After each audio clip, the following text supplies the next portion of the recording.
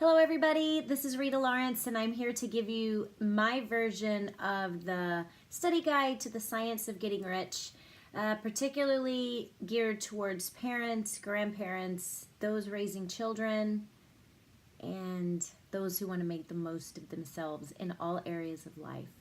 So, the preface of this book states that this is intended for men and women whose most pressing need is for money, who wants to get rich first and philosophize afterward.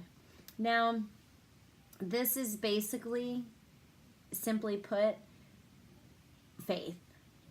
That's what this is speaking to my heart and my soul, believing in something to come that we do not see yet. It's as simple as that. And that's what speaks to my heart, and that's what screams from my soul. Imagine someone giving you a recipe and saying, here you go, here's the recipe to this amazing, amazing dish. And you saying, oh, well, I'm not sure it's going to work. I don't know about that. But someone's giving it to you saying it did work. It does work. It's yummy. It's delicious. It will give you health to your body. It will give you deliciousness to your taste buds.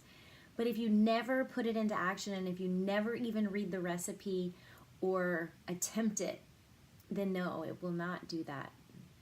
You've got to have faith first that it's going to work before you do it, and in all things. So same thing with this, very simple principles that this talks about, and I'm just going to break it down to you the way it came to me. I did put this into action too, just as it states, without fear, without hesitation. I regularly practice faith. I am a believer, and that came pretty simple for me. One thing that it definitely promises is that there is no failure. There is no failure, because if we are working on ourselves every day to get better and better, then how can we ever fail? Greater is He that is in me, right? So, yes. So, okay. Next topic we are going to get into is those that have the need for money, right? Why would we have the need for money?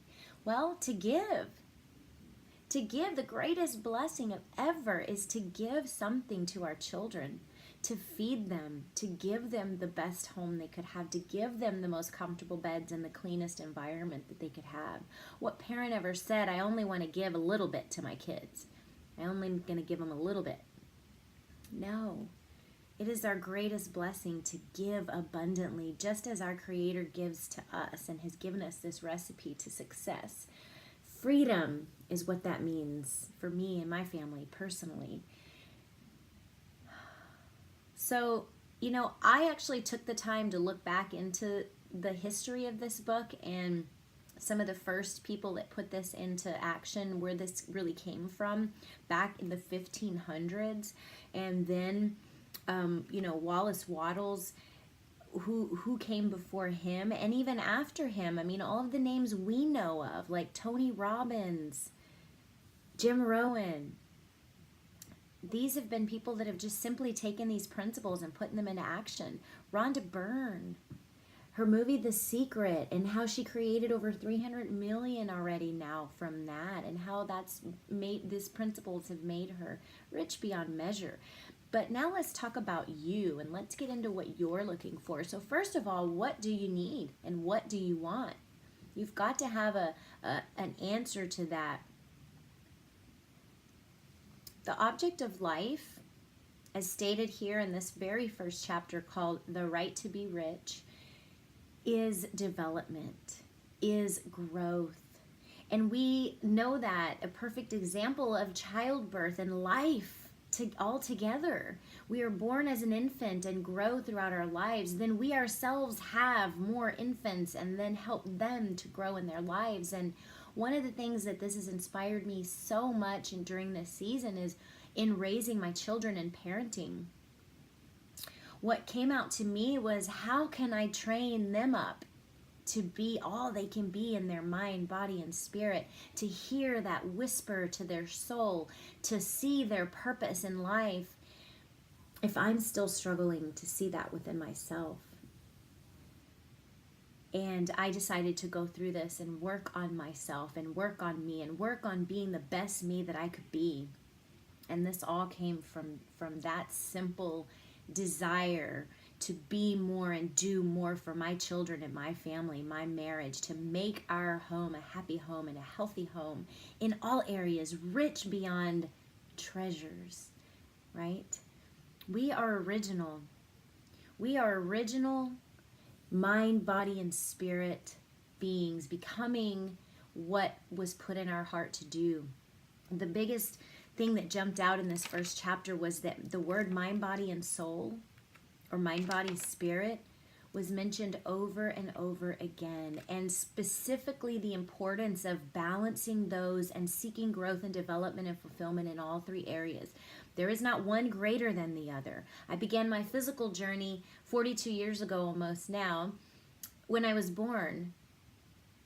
Then my spiritual journey began when I was 19. That was 22 years ago now. And my mental and mindset growth began more recently, maybe even as soon as a couple of years ago. But not until I had all the pieces of the puzzle turned over the right way, where I could see what it was, when I tuned out the noise and the voices of the world. And for everybody it's different to determine where your mindset is now.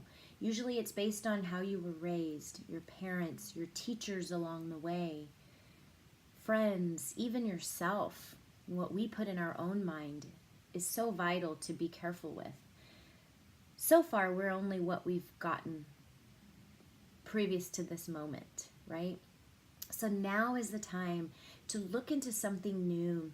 Is it going to be uncomfortable? Yes. Is it going to be easy and flowing? Maybe, but maybe not.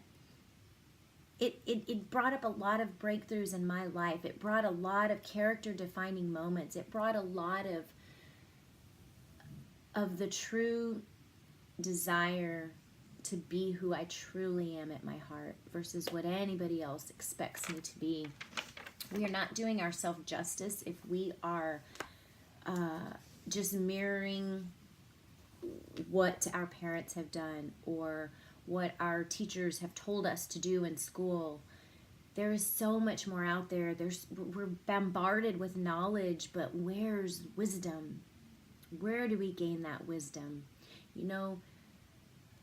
Even King Solomon, that had all he could ever have, when he was asked what he would want, he said wisdom, because with wisdom we can do anything. We can get anything and have anything with true wisdom. Every person naturally wants to become all that they are capable of becoming. This desire to realize innate possibilities is inherent in human nature. We cannot help wanting to be all that we can be. And here it says success in life is becoming what you want to be. That is success. That is the definition of success. For me, my riches and my abundance is to provide all that I can for my children, to make sure they are set first in the knowledge and wisdom in their mind, body, and spirit. And it's prompted me to really, really pour into myself every day. From the moment I wake up, I'm pouring into my heart and my soul, so that what comes out through the day is divine and is what's supposed to be coming out. Whoever said they wanted to be a mediocre mother or parent? Whoever said, I just want to wing it? We don't get a manual when we were born. When we birthed our babies, we didn't get a manual with that. But my question is, even if we got one, would you have read it? Would you have put the time into reading it and learning? Many people wouldn't. Many people wouldn't. It says here that we see that real life means the complete expression of all that man can give forth through their mind, body, and soul. All three areas. It is not right or noble to live only for the soul and deny the mind or body. And it is wrong to live with the intellect and deny the body and the soul. So if you are struggling in any area, make sure you're giving a balanced amount of education, knowledge, and time and wisdom and energy to each of those areas. This is so big. whatever he can say, no man can really be happy or satisfied unless his body is living fully in every function. And unless the same is true of his mind and soul. Wherever there is unexpressed possibility or function not performed, that is unsatisfied desire. So if there's any dissatisfaction right now in your life, it's only because there's an innate divine desire that has not been met yet. That's all that means. Desire is possibility seeking expression, or function seeking performance. Just so beautiful to me. Just so beautiful.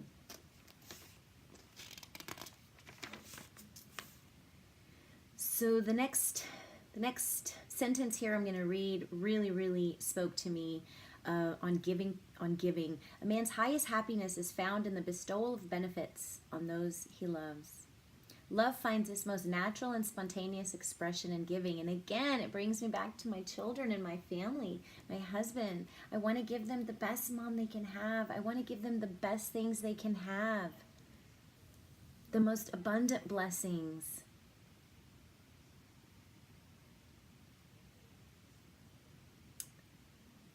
Thank you so much.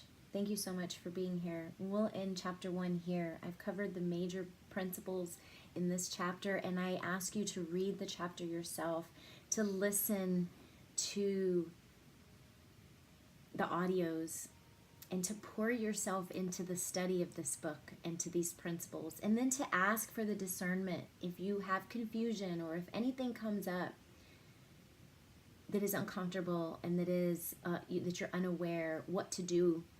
Ask for discernment. Ask your Creator for discernment. For me, I would be praying and meditating, as I do every morning, to find out what it is that's meant for my path that day, what it is I'm supposed to gain from this reading, what am I supposed to give back from this. So thank you again for joining me. I'm Rita Lawrence. If you need anything at all, email me, rita@ritalawrence.com. Please like and subscribe on our Facebook page and our Facebook group and our YouTube channel. We are here to give wisdom to the world and to help parents and those that want to be home with their children or want that time freedom and that financial freedom that's going to give them the true riches and abundance of life. That's what we're here to give that to you, to help find your resources that you need. If you have a pressing desire to move forward quickly and to gain more than what I'm even able to give you here, I ask that you contact my mentors, Melody Ryba and Robert Hollis. You can go to lifemechanic.com and connect with them there and let them know I sent you over, because they are the gurus. They are the masters that have gone before me. They are the ones that brought this wisdom and content into my life and changed everything. So thank you again, and I love you, and God bless you. Mwah.